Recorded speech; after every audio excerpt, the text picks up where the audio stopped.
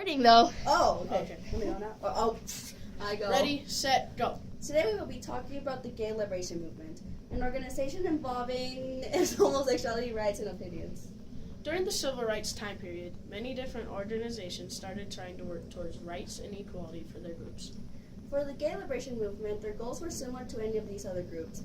They were trying to fight for equal rights and believing that they deserve equal rights just as much as anybody else.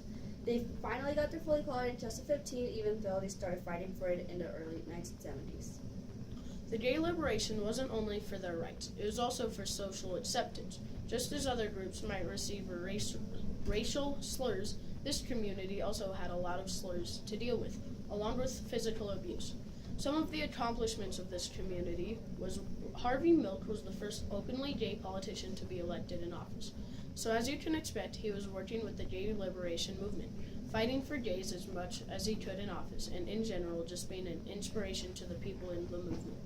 On January 1st, 1962, Illinois was the very first state in America to take away its laws against homosexuality.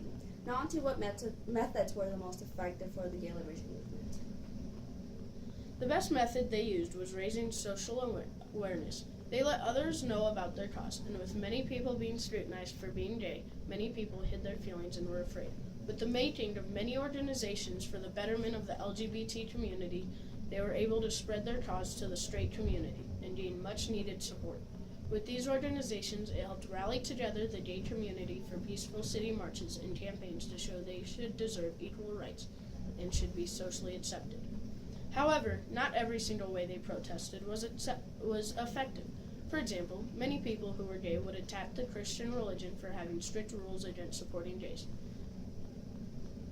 And when the gay community would attack the religion for not treating them equally, this made the Christians even more against gay marriage, and this was a setback for them when attempting to reach their final goals. Since the 70s, the gay community has fought for equal rights and social acceptance. Instead of using violent methods, the gay community has brought attention to themselves by holding parades and demonstrations. Their goals and methods reveal that they do really value social acceptance and they want equality. And by wanting the equal rights and social acceptance, we also can see that they really value gay pride. And the gay community was encouraged to fight for what they believe in. The potential of any individual does not really vary. We all have the possibility to stand up for what we believe in and argue for what we want.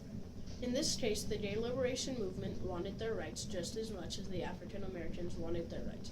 Even though their numbers were small compared to other groups, they worked hard for their rights, and eventually they were all earned.